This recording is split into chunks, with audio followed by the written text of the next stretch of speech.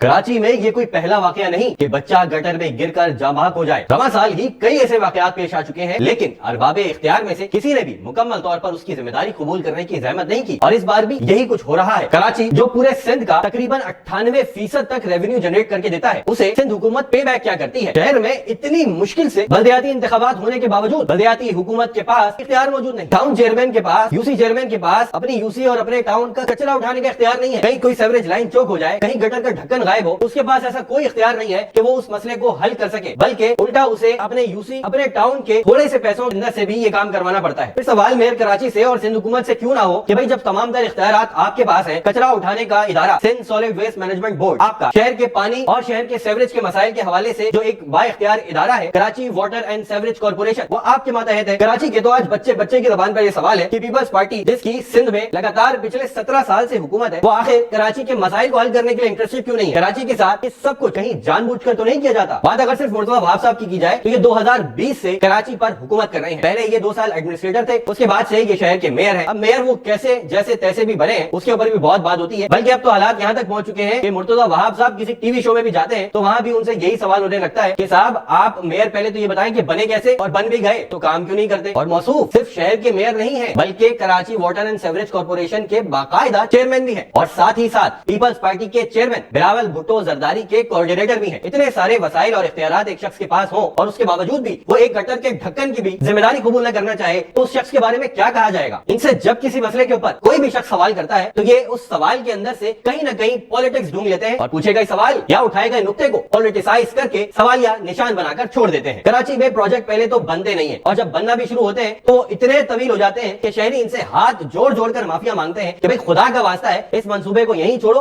मिट्टी पाओ, बंद करो, हमें सड़क सही करके दे दो, हमारे लिए वही बहुत है। आप यूनिवर्सिटी रोड को देख लें, ये जो बीआरटी रेड लाइन की खुदाई चल रही है, शहरी इस बीआरटी रेड लाइन की खुदाई की वजह से इतने अजियत में मुब्तला है कि अब वो हाथ जोड़कर गुजारिश कर रहे हैं सिंध हुकूमत से और मेयर कराची साहब से कि इस मसले को खत्म करे, इस प्रोजेक्ट को बंद करे, हमें यूनिवर्सिटी रोड ठीक करके दे दे ताकि हम अपनी गाड़ियां ठीक से चला सके। वहां मौजूद दुकानदार ये दुआइयां देने लगे हैं कि इस प्रोजेक्ट को बंद करे ताकि हम कारोबार करके अपने घरों के चूल्हे जला सके। और आप ये देखें कि कल जो सानिया पेश आया है वो भी इसी रेड लाइन की खुदाई की वजह से ही पेश आया है, क्योंकि वहां पर वाटर बोर्ड ने कई जगह पर खुदाई कर रखी थी जिसमें से एक नाला भी खुदा हुआ था और वहां के यूसी चेयरमैन ने बाकायदा Karachi water and sewerage corporation को तकरीबन 1 महीना पहले खत भी अरसाल किया था कि इस मसले को फौरी एड्रेस किया जाए, कहीं कोई इंसानी जान का नुकसान हो सकता है। लेकिन कोई रिस्पॉन्सिबिलिटी ले तो वो इस पर एक्शन लेना, वरना लेटर का क्या है, वो तो रद्दी की टोकरी में जाते ही रहते हैं। क्योंकि यहाँ कोई हुकूमत काम थोड़ी कर रही है, यहाँ तो सिस्टम काम कर रहा है जिसका इस शहर पर से तसल्लुत कब खत्म होगा कोई नहीं जानता।